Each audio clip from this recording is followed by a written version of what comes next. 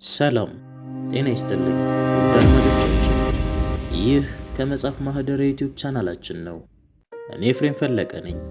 ዛሬም እንደተለመደው በታላቁ ደራሲ ተስፋዬ ገብረአብ ተጽፎ ለንባብ የበቃውንና በሚስጥር የተሞላውን የቢሾፍቱ ቆሪጦች የተሰኘ መጽሐፍ ትረካ በክፍል 2 ይዤላችሁ ቀርቤያለሁ። ባለፈው ክፍላችን በክፍል 1 የዚህን አጓጊ ታሪክ መጀመሪያ ተመልክተን ነበር። ያኔ ጋዜጠኛው በአእምሮ ውስጥ የሚመላለሱ ጥያቄዎችንና ያልተፈቱ ሚስጥሮችን ሰንቆ ወደ ቢሾፍቱ ያደረገውን ጉዞ ጀምሮ ነበር። ያ ጉዞ የጥያቄዎች መጀመሪያ፣ የታሪኩም መነሻ ነበር። ዛሬ ደግሞ በክፍል 2 በቢሾፍቱ ሐይቆች ስር የተደበቁ እውነታዎችንና እነዚያ ቆሪጦች የተባሉት ሚስጥራዊ ፍጥረታት ታሪክ መገለጥ ይጀምራል። የጋዜጠኛው ጉዞ ወዴት ይወስደን ይሆን? ከመጽሐፍ ማህደር ጋር አብራችሁን ቆዩ።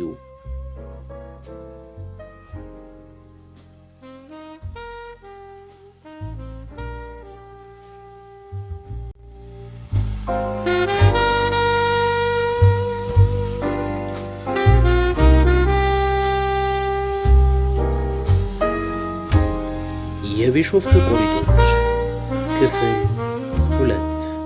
ደራሲ ተስፋዬ ገብረአብ፣ ተራኪ ኤፍሬም ፈለቀ።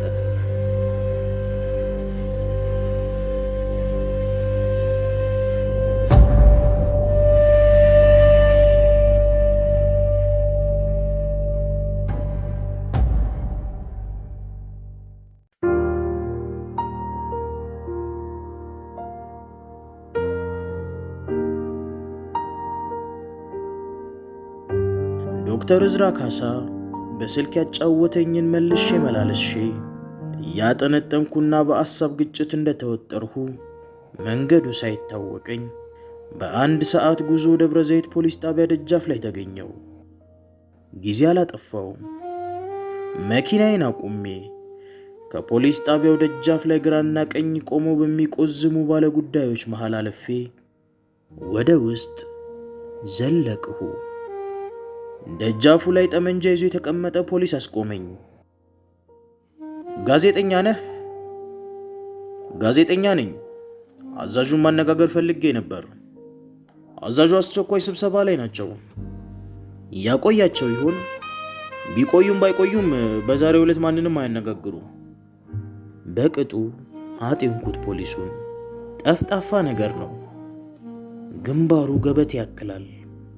ካልጠፋ ቦታ አፍንጫው፣ አይኖቹና አፉ ተጠጋግተው አንድ አካባቢ በመኮልኮላቸው የፈረንጅ ቡችላ እንጂ ሰው አይመስልም። ዛሬ ጋራ በሩ ላይ ስለተፈጠረው ግጭት መረጃ ፈልጌ ነበር። አንተም ቢሆን ጠቆም ብታደርገኝ ስል ጠየቅሁት። ይህን ለመናገር ስልጣኑ የለኝም። ኖ ቃለ መጠይቅ ሳይሆን እንደው ለጥቆማ ያህል የሰማኸውን ብቻ ንገረኝ።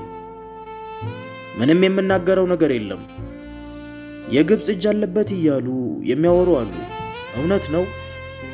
ሊሆንም ላይሆንም ይችላል። እኔ በበኩሌ በዚህ ጉዳይ ላይ ነው ወይም አይደለም ልል አልችልም። እንደ መልኩ ጠባዩም ጠፍጣፋ መሆኑን እያሰብ ጥቂት ቢተነፍስልኝ ብዬ ጥያቄን አራዘምኩ። የገበሬዎቹን አመፅ ከቆሪጥ ጋር የሚያይዘው ነገር ይኖር ይሆን? ሊኖር ይችላል፣ ላይኖርም ይችላል። ያያዛል አያያዝም ለማለት ስልጣኔ አይፈቅድም። ከፖሊስ ጣቢያው ወጥቼ ወደ ወረዳው ጽሕፈት ቤት ለመሄድ መንገድ ጀመርኩ። በኋላ ዕለቱ ቅዳሜ መሆኑን አስታወስኩ። የመጨረሻ አማራጩን ለመሞከር የቢሾፍቱ ሐይቅን ዳርቻ ተከትዬ ወደ አርመን ሰፈር አቅጣጫ ነዳው። በልጅነቴ የባረኩባትን አርመን ሰፈር ለሁለት ሰንጥቄ ካለፍኩ በኋላ ለ5 ደቂቃ ያህል ሽቅብ ነድቼ ከጋራ በሩ ደጃፍ ላይ ደረስኩ። ይሁን እንጂ ወደ ጋራ በሩ ማለፍ ሳይቻለኝ ቀረ። ከ30 የማያንሱ የታጠቁ ፈጥኖ ደራሽ ፖሊሶች አካባቢውን በመጠበቅ ላይ ነበሩ። ከመኪና ወርጄ በቅርብ ወደ ነበረው ታጣቂ ተጠጋው። እባክህ ከአዲስ አበባ የመጣሁኝ ጋዜጠኛ ነኝ።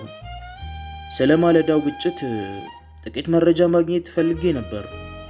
ማን ነው ሊረዳኝ የሚችል? ይህ ፖሊስ ግን ቅን ነበር። ምን ልረዳ እንደምችል አላውቅም። እኛ የተሰጠን መመሪያ አመፀኞቹ ገበሬዎቹ እንደገና የሚመለሱ ከሆነ እንድንከላከል ብቻ ነው።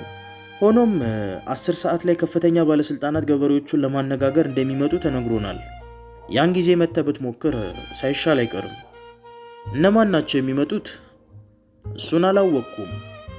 የክልሉ ባለስልጣናት ናቸው ወይስ የማዕከላዊ መንግስት? በእውነቱ ስለሱ ምንም አላውቅም። እሺ፣ ገበሬዎቹ ግን ለምንድን ነው ያመጹት? አላወቅኩም። እንደሚባለው ግን ጉዳዩ ስብስብ ነው። እዚያ ሐይቅ ውስጥ የሚኖር አንድ እንስሳ አለ መሰለኝ። ፖሊሱ በመጠራጠር ሲናገር አገዝኩት። እንስሳ አይደለም፣ ቆሪጥ በሚል መጠሪያ የሚታወቅ ጋኔን ነው። አዎን፣ እንደዚያ ሲባል ሰምቻለሁ። እና ከሱ ጋር የተያያዘ ነገር አለው መሰለኝ። ሐኪም ወዳጄና ታፈሰ ሮይተር የነገሩኝን እያስታወስኩ ጥያቄን አረዘምኩ። ቆሪጥ ተይዞ ነበር የሚባለው እውነት ይሆን? አልሰማሁም ስለሱ። ግብጽ በጉዳዩ አለችበት የሚባል ነገርም ሰምቼ ነበር። ከህብረተሰቡ አካባቢ አሁን ያልከው አይነት ወሬ አለ። ሆኖም ግልጽ አይደለም። ምናልባት ከራሳቸው ከጋራ በሩ ገበሬዎች ወይም ከፖሊስ ነው ትክክለኛውን መረጃ ማግኘት የምችለው። ታዲያ ወደ ጋራ በሩ ገብቼ ገበሬዎቹን ላናግራቸው ይሆን? ኖ፣ ለጊዜው አይቻልም። ማንም እንዳይገባ መመሪያ ተሰጥቶናል። ፖሊሱን ከልብ አመስግኜ ወደ መኪና የተመለስኩ። ጋራ በሩ ላይ የተቋጠረ አንድ ሚስጥር ሊኖር እንደሚችል ልቤ ሹክ እያለኝ ነበር። በእርግጥ የቆሪጥ የመያዝና መልሶ የማምለጥ ወሬ አልተዋጠልኝም። የገበሬዎቹ አመፅ ከቆሪጥ ጋር ጥብቅ ቁርኝነት ሊኖረው እንደሚችል ግን አልተጠራጠርኩም። ያም ሆኖ የጋራ በሩ ገበሬዎች ለምን አመፁ ለሚለው ዋነኛ ጥያቄ ገና መልስ አላገኘሁም። ነሆ ቢሾፍቱ ሆቴል በረንዳ ላይ ተቀምጫለሁ። ከዳር ዳር ከተዘረጋው መስታወት ግድግዳ ባሻገር ታላቁ ቢሾፍቱ ከዓይኖቼ የማየት አቅም በላይ ገዝፎ ይታየኛል። በአእምሮዬ ጓዳ የታጨቁት ጥያቄዎች እንደ ክረምት እንቁራሪቶች ይንጫጫሉ። ባላገሮቹ ለምን አመፁ? ጋራ በሮቹ የቆሪጥ አምላኪዎች ናቸውን? የግብጽ ቅጥረኞች የተባሉት ኢንቨስተሮች ማን ናቸው? የጋራ በሩ ገበሬ ልጆች ከሆኑ ቆዳ ፋብሪካን ያህል ፋብሪካ ለመገንባት የሚያበቃ ሀብት ከየት አገኙ? በእርግጥ ውስጥ ውስጡን እንደሚነገረው ሀብቱን ቆሪጥ ሰጥቷቸው ይሆን? ጎርደን ጂን የሞላ ብርጭቆ እንደጨበጥሁ ከማለዳው ጀምሮ የሰማኋቸውን ከቆሪጥ ጋር የተያያዙ ወሬዎችን መልሼ መላልሼ ማኘኬን ተያያዝኩት። በተለይም ዶክተር እዝራ ካሳ ከአንድ ወር በፊት እኩለ ሌሊት ላይ ገጠመኝ ብሎ ያጫወተኝ በአእምሮዬ ሰሌዳ ላይ በሰፊው ታትሟል። እናም ደግሞ ደጋግሞ በአሳቤ መንገድ እየተመላለሰ ረበሸኝ። እንዲህ ነበር። እኩለ ሌሊት ላይ ዶክተር እዝራ ካሳ እንደተለመደው ህመምተኞችን እያየ ከክፍል ክፍል ይዘዋወር ነበር። በ20 ደቂቃ ውስጥ ሁሉን ጎብኝቶ አንደኛ ማዕረግ ተብለው ወደሚታወቁት 5 ክፍሎች አመራ። በአንደኛ ማዕረግ አልጋ የያዙት ሯቸውን የሳቱ አንዲት አሮጊት ብቻ ነው የነበሩት። ዶክተር እዝራ ምሽት ላይ ሲገባ ተለዋጩ ሐኪም ስለ አሮጊቷ ጥቂት ነግሮት ነበር። ማወቅ አልቻልኩም ችግራቸውን ነበር ያለው። በእርግጥም ዶክተር እዝራ ምሽቱን ለአሮጊቷ ምርመራ አድርጎ ተመሳሳይ ውጤት ነበር ያገኘው። እናም የብርታት መርፌ ከመውጋት ያለፈ እርዳታ ሊያደርግላቸው አልቻለም ነበር። እኩለ ሌሊት ላይ ዶክተር ዶክተሩ አሮጊቷ ከተኙበት ክፍል በራፍ ላይ ሲደርስ ከውስጥ ያልጠበቀውን ድምፅ በመስማቱ ባለበት ቀጥ አለ። ቁጣ የተሞላበት ወፍራም የወንድ ድምፅ ነበር ያደመጠው።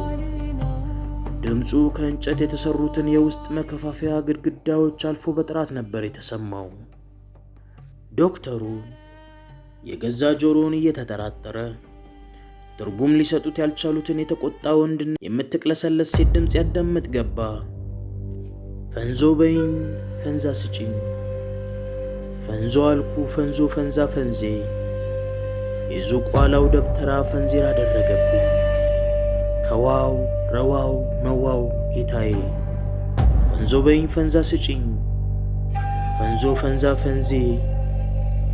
ዶክተር እዝራ እነዚህን የቁጣና የልምምት ስሜት ያዘሉ የወንድና የሴት ምልልሶች ህልም በመሰለ ስሜት ውስጥ ሆኖ ካዳመጠ በኋላ የቀሩትን 2 እርምጃዎች አጠናቆ መዝጊያውን ቆረቆረ። አንድ ጊዜ ከመቆርቆሩ ባለ ዜማ የሆነው የቁጡ ሰው ትርጉመ ቢስ ንግግር መካከሉ ላይ ድንገት ተቋረጠ። ዶክተር እዝራ ሩሃቸውን በሳቱ አሮጊት በሽተኛ ክፍል ውስጥ የሚጫጫሁት ሰዎች ላይ የቁጣ ጥይቱን ለመተኮስ በመቸኮሉ ከመጀመሪያው ማንኳኳት በኋላ በሩን በርግዶ ገባ። ጆሮዎቹ ትርጉም ቢስ ንግግሮችን ሰምተው ግራ ያላጋቡትን ያህል አይኖቹ ደግሞ እንደገና ካልጠበቀው ትርኢት ጋር አላተሙት። በአሮጊቷ በሽተኛ ክፍል ውስጥ አንድም ሰው አልነበረም። አሮጊቷ በላብ እንደተጠመቁ ተጋድመዋል። ምሽት ላይ ብቅ ያለ ጊዜ የተመለከታት ወጣት አስተማሚ አልነበረችም። ጠጋ ብሎ በሽተኛዋን አጤነ። አይኖቻቸውን ከድነዋል። በከባዱ ይተነፍሳሉ። የደሬ ፍልጥ ሲፈልጥ እንደቆየ ጎረምሳ አንገታቸውና ግንባራቸው በላብ ተጥለቅልቋል። ዶክተር እዝራ የክፍሉን ዙሪያ ገባ፣ ፈተሸ። መሳቢያዋን ሳይቀር ከፈተ። አልጋ ስሩን አየ። መስኮቶቹ መቆለፋቸውን አረጋገጠ። ራሱን ባለማመን ግራና ቀኝ ያሉትን ክፍሎች ፈተሸ። የክፍሎቹን ጀርባ ዞሮ ተመለከተ። ሁሉም እንደነበረ ነው። ላዳመጠው ድምፅ ምላሽ የሚሆን አሊያ ፍንጭ የሚሰጥ ነገር ሊያገኝ አልቻለም። ዶክተር እዝራ ግራ ፈትል የሆነው ገጠመኝ ለድንገተኛ ድንጋጤ ስለዳረገው በቀጥታ ወደ ምርመራ ክፍሉ ተመለሰ። ራስ ምታትም እየፈለጠው ነበር። ምን ሆነሃል ዶክተር ስትል ጠየቀችው። ተረኛዋ ነርስ የገጽታውን መለዋወጥ ተመልክታ ደህና ነኝ፣ ራስ ምታት ቢጤ ነው፣ እባክሽ ሻይ ካላምጪልኝ። ዶክተር እዝራ በአሮጊቷ በሽተኛ ክፍል ውስጥ ስላዳመጠው ፍቺ አልባ የሁለት ስውር ሰዎች ምልልስ ለማንም አልተናገረም። ቢናገርም የሚያምነው እንደሌለ ነበር የተሰማው። እንኳን ሁለተኛ ሰውን ለማሳመን በማያምታታ ሁኔታ ቃል በቃል በገዛ ጆሮ አድምጦ ሳለ ራሱን ለመጠራጠር እየዳዳው ነበር። በነጋታው ማለዳ ነርሷን አስከትሎ አሮጊቷን በሽተኛ ሲጎበኝ ወጣቷ አስተማሚ በቦታው ነበረች። አሮጊቷም ከአልጋ ተነስተው ተቀምጠው ነበር። ጤና ይስጥልኝ ይላቸዋል። ጤና ይስጥልኝ ሲሉ መለሱ። ዶክተር እዝራ እኩለ ሌሊት ላይ የሰማውን ድምፅ እያስታወሰ ለቁጡ ወንድ የልምምጥ ምላሽ ትሰጥ የነበረችው ሴት ድምፅ በትክክል ከአሮጊቷ ድምፅ ጋር ተመሳሳይ ነበር። ተሻሎት ማማ? ደህና ነኝ፣ አመሰግናለሁ ስላደረጋችሁልኝ እርዳታ። ምንድን ነበር የገጠሙት ችግር? ድንገት ነው፣ እንደ መሰወር አረገኝ። ሌሊት ብቅ ብዬ ነበር። ትንሽ ድቃም ቢጤ ይታይቦት ነበር። የእድሜ ነገር ይሆናል፣ ገፍቻለሁ። ፈገግ አሉ አሮጊቷ። ዶክተሩ የአሮጊቷ ፈገግታና አስተያየት ቀፈፈው። ከባድ ስፖርት ላይ ያረፈደ ያህል ድካም ተሰማው። አይኑን ፈጥኖ ካሮጊቷ ነቅሎ ወደ አስታማሚዋ ዞረ። የት ሄደሽ ነበር ሌሊት? መጸዳጃ ቤት ሄጅ ይሆናል። ዶክተር እዝራ ነርሷን እንዳስከተለ በችኮላ የአሮጊቷን ክፍል ለቆ ወጣ። ያላወቀው አንዳች ኃይል ፈጥኖ እንዲወጣ የተጫጫነውና እየገፋው ነበር። ስለ አሮጊቷ የምታውቂው ነገር አለ ሲል ጠየቃት ነርሷን። አላውቅም። የደብረ ዘይት ነዋሪ ናቸው? አላውቅም። እስኪ ከመዝገብ ቤት አጣርተሽ ንገሪኝ አሁኑ ነው። በ10 ደቂቃ ውስጥ አጣርታ ውጤቱን ነገረችው። ሴትየዋ አልተመዘገቡም ዶክተር። እነሆ ቢሾፍቱ ሆቴል በረንዳ ላይ ተቀምጫለሁ። ያለ ጥርጥር ለዘመናት ተሸሽጎ የኖረ አንድ ምስጢር ከጋራ በሩ ፈትልኮ ሳይወጣ እንዳልቀረ እየተሰማኝ ነው። ከቢሾፍቱ ሐይቅ ምዕራባዊ ዳርቻ አርመን ሰፈር ከተባለችው መንደር ላይ ተወልጄ እንደማደጌ ስለ ጋራ በሮች ጥቂት የማወቅ ዕድሉ ነበረኝ። ከ3000 በላይ ቁጥር ያላቸው የጋራ በሩ ሰዎች ብሔር አልባ መሆናቸውን ነው የሚታወቀው። አንድ የጋራ በሩ ሰው ዘርህ ምንድን ነው የሚል ጥያቄ ሲቀርብለት ቀጥተኛ መልስ መስጠት አይሆንለትም። የቢሾፍቱ ልጅ ነኝ ማለትን ይመርጣል። በእርግጥም ጋራ በሮች ከያቅጣጫው ተደባልቀውና ተዋህደው የስር መሰረት መነሻቸውን አጥተዋል። አማርኛና ኦሮምኛን እኩል ይናገሯቸዋል። የዘር ሐረጋቸው ከየት እንደተሳበ በጥናት ይፈተሽ ቢባል አማራና ኦሮሞ ሊበረክት ይችል ይሆናል። ትግራይና ጉራጌ አነስ ይላል። የሸመናን ሙያ ይዘው ከደቡብ የመጡም የጋራ በሩን ማህበረሰብ አዳብረዋል። ጋራ በሩን አሃዱ ብለው የቆረቆሩት ሽምብራ ኩሬ ላይ በግራኝ አህመድ ጦር የተሸነፈ ጥቂት የአጼ ልብነ ድንግል ወታደሮች መሆናቸው ይወሳል። ወታደሮቹ ከውጊያው ሜዳ ከተሸነፉ በኋላ የግራኝ ጦር ሲያሳድዳቸው እነሱ ሲሸሹ የተሳደዱ የዛሬዋ ደብረ ዘይት ካለችበት ቢሾፍቱ ሐይቅ ዳርቻ ደረሱ።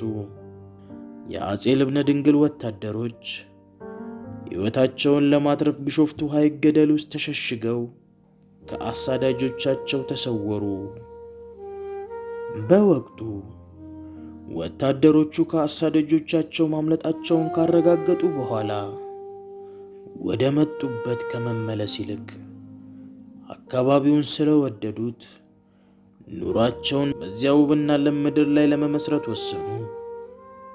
የግራኝ አህመድ ጦር ድንገት ተመልሶ ከመጣ በሚል ስጋትም ቢሾፍቱን ከግርጌያቸው አድርገው ከዛሬዋ ጋራ በሩ ላይ እንደሰፈሩ ይነገራል።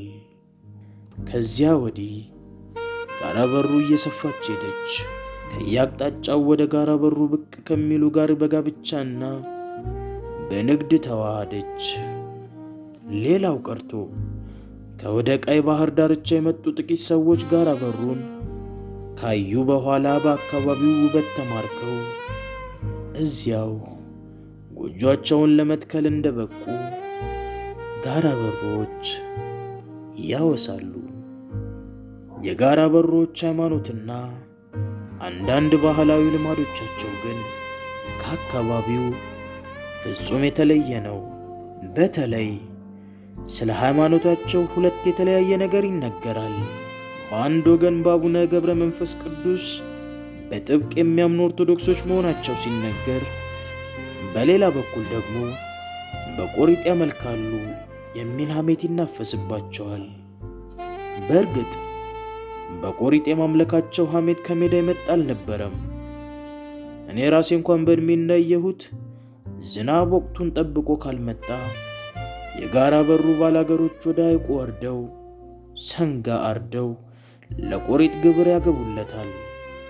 ከዚያም ቆሪጥ መኖሪያው ወደ ሆነው ሐይቅ ጥልቅ የሚጣልበት ጮማ ተደስቶ አግዶ የያዘውን ዝናብ እንዲለቅ ይማጸኑታል። ዕጣንና ሰንዴል እያጤሱ እንደሚለማመኑትም አውቃለሁ። ይህን መሰል አያሌ ተመሳሳይ ልምዶችም አሏቸው። ከጋራ በሩ ባላገሮች መካከል አንድ ሰው ቢሾፍቱ ሐይቅ ውስጥ ሰምጦ ሲሞት ገበሬዎቹ ከሐይቁ አፋፍ ላይ ተሰብስበው በእነርሱ አጠራር የቢሾፍቱ ንጉሥ አስክሬኑን ይመልስላቸው ዘንድ ይለማመናሉ።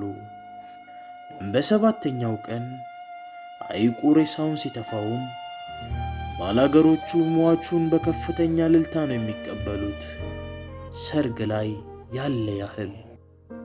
ሐይቁ በሰባተኛው ቀን የተፋውን ሬሳ ዋናተኞች በስንጥር እየገፉ ወደ ሐይቁ ዳርቻ በሚያመጡት ጊዜም ሽማግሌዎች እርጥብ ሳር አሊያም የትሩማን ትሪ ዝንጣፍ ይዘው ሁለት እጆቻቸውን በመዘርጋት ብሶት አዘል ምርቃት ያሰማሉ። የቢሾፍቱ ንጉሥ ሆይ፣ ከአፍህ ስህተት አይገባም፣ ከንግግርህ ኩራት አይጠፋም። ጋራ በሩ ባንተ ጥፍር ስር መሆኗን እናምናለን። ያሻህን ትፈጽም ዘንድ ጸድቆ አብዶ ፈቅሰዋልና ሁሉም እንደ ስሜትህ ይሁን። ኑራችን ከፍቶ ማርን በኮሶ መዋጥ ቢሆንብን እንኳ አናማርርም። በጥጋብ ዘመንም እንደ ኤሊ አንገታችንን ቀብረን ውለን እናድራለን እንጂ ቡኸሬትም ስንዘል አንታይም። ቁጣ ከበረታ የጋራ በሩ መዘዞና የቢሾፍቱን ልበ ሙሉ ኮበሌዎች ወጀብ ያበላሸው ማኛ ጤፍ ማስመሰል ይቻልሃል። ጠላይ ከበደ ጉልበቴ ከብረት የጠና ነው። የሰው ልቡን የድንጋይ ሆዱን መመርመር የሚችል አእምሮ ለሬሳችን ይራራልን። አፈጣጠራችን ነውና መቃብራችን ቢቻል ከጥቁሩ አፈራችን ከርስ፣ ባይቻል በጨልፊትና በጅብ ሆድ ይሁን። የቢሾፍቱ ዓሣ መጫወቻ አይሆንብን ዘንድ የነጋ ጠባ ልመናችን ነው። ባላገሮች ለቆሪጥን መሰል ምርቃት ሲያሽጎደጉዱ በተደጋጋሚ ሰምቻለሁ። በወርሃ መጋቢት 5ኛ ቀን ላይ ጋራ በሩ የሚደርስ ደግሞ እኒያው ሰዎች በተቃራኒው ቆሪጥን የሚያወግዝ ትርኢት ሲያሳዩ ይመለከታል። መጋቢት 5 የአቦ ዕለት ነው። አቅማቸው የሚፈቅድ የጋራ በሩ ሰዎች የአቡነ ገብረ መንፈስ ቅዱስን የንግስ በዓል ለማክበር ወደ ዝቋላ ሲያቀኑ፣ ጋራ በሩ የቀሩ ደግሞ ሰንጋ ጥለው ሙኩት አርደው ጠላ ጠምቀው ዳቦ ጋግሮ ፈንዲሻ ፈንድተውና እርጥብ ሳር ጎዝጉዘው የአቦን ብቸኛ ዓመታዊ በዓል በድምቀት ያከብሩታል። በዚህ ዕለት ጋራ በሮች ስለ ቆሪጥ ሲናገሩ በቅጽል ስሙ ቆሪጥ እያሉ እንጂ የቢሾፍቱ ንጉሥ የሚለውን የአክብሮት ስያሜ አይጠቀሙበትም።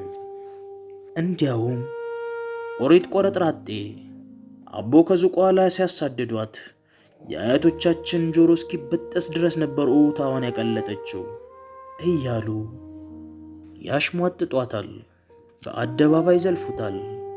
በነጋታው መጋቢት 6 ግን ሁኔታው ሙሉ በሙሉ ይለወጣል። ከአንዳንድ አፈንጋጮች በቀር ቆሪጥ የሚለውን ቃል የሚጠቀም አይገኝም። በእርግጥ ስለ ጋራ በሮች እምነት ከዚህ በላይ አላውቅም። ስራዬ ብዬ ለማወቅ ጥረት ያደረግኩበት ጊዜም የለም። እነሆ ዛሬ ጋራ በሮች ታላቅ አመፅ አካሂደዋል። በቀጥታም ሆነ በተዘዋዋሪ አመፁ ከቆሪጥ ጋር ሊገናኝ እንደሚችል ባምንም ጋራ በሮች የቆሪጥ አማኝ ናቸው ወይስ አይደሉም ለሚለው ጥያቄ እርግጠኛ ሆኜ መናገር አልተቻለኝም። ከዛ ባሻገር ግን ዶክተር እዝራ የቆሪጥ የማድረግ አቅም ላይ ሳይጠራጠር እንዲያምን ያስቻለውን ምክንያት ለማወቅ ጓጉቻለሁ። ሰይጣን አለ የለም የሚለው ጥያቄ አላሳሰበኝም። እግዚአብሔር አለ ካልን የዚህ ስና ምክንያዊ ትርጓሜ ሰይጣንን መኖር ያረጋግጣል። የቸገረኝ አልነበረም። ሐኪም ወዳጄ ከአንድ ወር በፊት የቆሪጥን ድምፅ ሆስፒታል ውስጥ መስማቱንና አሁን ደግሞ አለመሳሳቱን ማረጋገጡን ያለ መጠራጠር እየነገረኝ ነው። ቆሪጥ አሁንም ሊያመልኩት የፈቀዱትን ገጽ ለገጽ አነጋግሮ የደሙን አስፈርሞ ተዝቆ ከማያልቀው የምድር ሀብት የመስጠት ችሎታ አለው እያለኝ ነው። ተረት አይደለም የማወራልህ እያለኝ ነው። ወደ ቆሪጥና ወደ ተከታዮቹ ቆሪጦች የሚያደርሰውን የበር ቁልፍ ከዕለቱ በሽተኛ አግኝቻለሁና ካሻ ልታነጋግራቸው ትችላለህ እያለኝ ነው። ወኔ ያለኝ ጋዜጠኛ ነኝ የምትል ከሆነ በአይናችን እያየን የማናስተውለውን በጆሮአችን እየሰማን የማናደምጠውን እውነትና ሐቅ ይፋ አድርግ እያለኝ ነበር። በእርግጥም በቀጥታም ሆነ በተዘዋዋሪ እንዲሁ ነበር ያለኝ። ቢሾፍቱ ሆቴል በረንዳ ላይ ነኝ።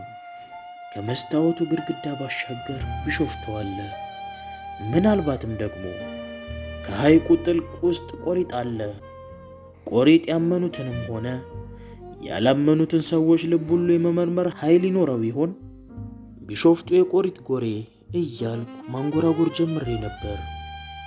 የቆሪጥ ጎሬ ቢሾፍቱ፣ የቆሪጥ አምላኪ ቆሪጦች፣ የደሙል መፈራረሚያ፣ ደም የለመደ ሐይቅ፣ በደም የተቀየጠ ውሃ፣ የንጹሐንን ደም በመምጠጥ ሱስ የተለከፈ ሐይቅ፣ ቢሾፍቱ የቆሪጥ መሸሸጊያ፣ ቢሾፍቱ የመጠቃቀሚያ የሚስጥር ዋሻ፣ ቢሾፍቱ የምቀኝነትና የክፋት መፈልፈያ፣ የስንፍናና የክፉ ባህሪያት ማሰልጠኛ፣ ቢሾፍቱ የቆሪጥ ቤተ ቆሪጥ፣ የቆሪጥ ግብረ አበር ቢሾፍቱ።